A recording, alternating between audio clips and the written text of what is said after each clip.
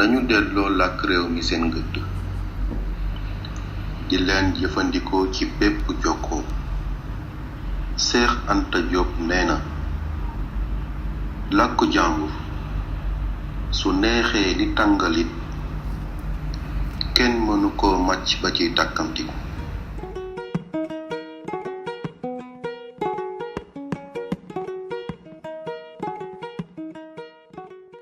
Je pense effectivement qu'il y a un fort avenir en fait dans l'utilisation des langues locales au niveau des startups.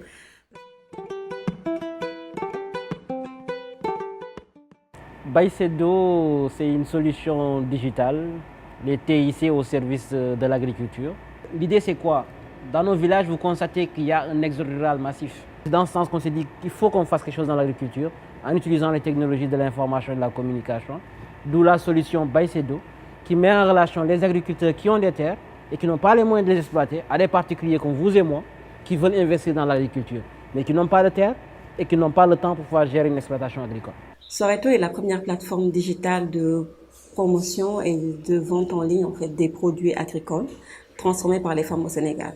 L'objectif est de rapprocher l'offre de la demande urbaine en permettant d'une part aux consommateurs de retrouver les produits transformés au Sénégal et d'autre part de permettre aux femmes qui font la transformation de produits agricoles de vendre leurs produits. Nous avons mis en place la plateforme Soreto parce que nous avions en fait remarqué que les produits agricoles transformés au Sénégal n'étaient pas assez connus.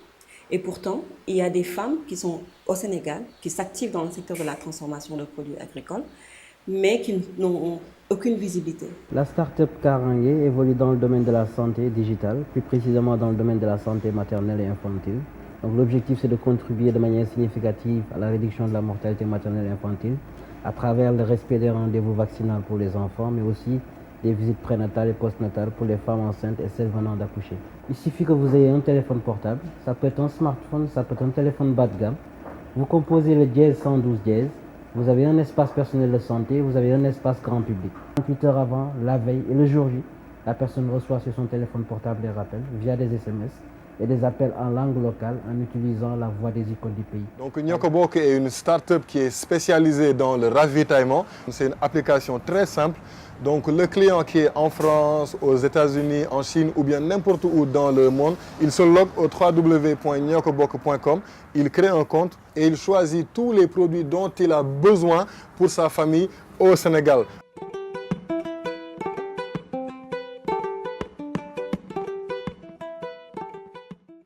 Nyokobok, c'est plutôt une appellation marketing parce que lorsque vous êtes à l'extérieur, quand vous entendez un mot Wolof, ça vous rappelle directement votre pays, Dakar, Sénégal, Thiès, Mbour, Saint-Louis, Louga, Kaolack, Tamba. Donc c'est pour ça qu'on a choisi cette cible marketing pour ramener les gens au Sénégal. Donc quand vous entendez Nyokobok, automatiquement vous allez penser à votre terroir. Et puis derrière, donc en termes de site et d'approche marketing, c'est assez touchant. D'ailleurs, même quand on a fait plusieurs événements à Paris et tout, on nous a dit que c'est un nom original. C'est cette notion de rapprocher en fait et de proximité qu'on voulait faire ressortir à travers le concept de Soreto. Et la plateforme digitale le définit clairement, sachant que on est sur le web et aujourd'hui partout où on est dans le monde, on peut avoir accès directement aux produits qui sont transformés à plus de 700 km de Dakar. Donc c'est pour cela qu'on est parti puiser au niveau de la langue locale pour faciliter la compréhension au niveau des consommateurs. Pourquoi Baycedo et non Baycedo? C'est parce que ça sonnait plus pour nous de dire Baycedo. Le Bay causait problème, pourquoi? Parce que certains disaient Bay, mais nous, ça sonnait mal pour nous. Et nous, on a essayé de voir quelle est la prononciation la plus adéquate pour nous et la plus, comment dirais-je, la prononciation qui serait plus vendable et plus marketing quoi. Donc on a choisi Baycedo. On trouve aussi que Nyokobok, c'est un mot fort qui reflète beaucoup tout ce qu'on fait, à savoir les valeurs de partage, d'union et d'entraide. Je pense que le mot Kontana, c'est ce qui reflète le plus notre façon d'être et notre raison d'être. Nous avons fait des recherches au départ pour voir comment écrire comment on devait écrire le mot. Nous nous sommes juste rapprochés de quelques amis qui, pour nous, comprenaient un peu la langue Wolof et pouvaient l'écrire. Et ils nous ont un peu suggéré que Soretul, voilà, s'écrivait en deux O. Donc, on n'a pas fait une recherche approfondie avec un linguiste pour réellement vérifier l'orthographe de Soretul. Pour nous, c'était beaucoup plus un souci de concept, de faire comprendre en fait le message, et non un souci d'écriture et d'orthographe. Karangué. Quand j'entends Karangué, donc moi je me dis que dans mon enseignement à l'école primaire, je vais mettre un K, je vais mettre un A, je vais mettre un R, je vais mettre un A, N, G, U, E accent aigu pour avoir le gué. Donc c'est ce qui m'a motivé à mettre Karangué.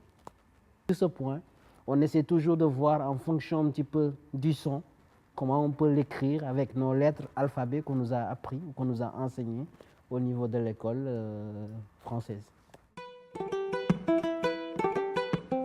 On s'était rendu compte qu'il y a un certain analphabétisme qu'on a constaté ici au Sénégal.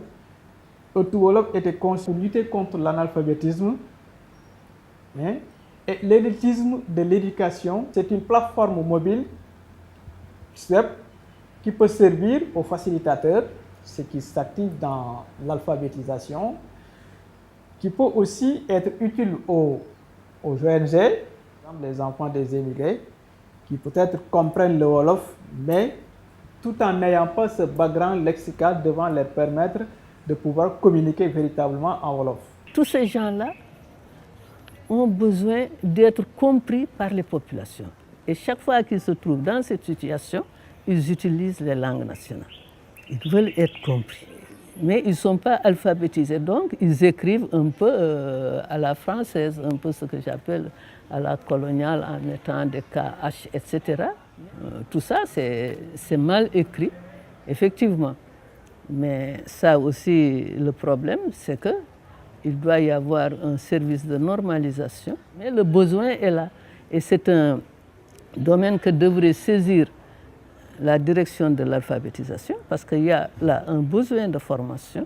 L'État, son rôle, c'est de définir une politique linguistique, la définir et maintenant se donner les moyens de la réaliser. Mais si vous voyez, cette définition de la politique linguistique se résume à citer les langues nationales dans la Constitution. On cite les langues nationales sont telles, Sérère, Mandingue, Wolof, etc. Mais ça ne suffit pas. Il faut se donner aussi les moyens, donner les mesures appropriées, donner également les moyens de faire l'alphabétisation. De plus en plus aussi, les gens vont pouvoir incarner beaucoup plus en fait leur concept ou bien ce qu'ils sont en train de dérouler en fait en termes de start-up. Et je pense que plus il y a de start-up en langue locale, mieux c'est, puisqu'on développe notre culture derrière, on permet à d'autres personnes de connaître nos langues locales et cela montre toute la richesse en fait que nous avons et cela permet aussi je pense, de se positionner avec les autres géants du marché, par exemple, qui ont des mots en anglais ou bien en français. Je pense que cela permet de se positionner et de montrer que l'Afrique aussi a un mot à dire, en fait, à travers ces développements de start-up.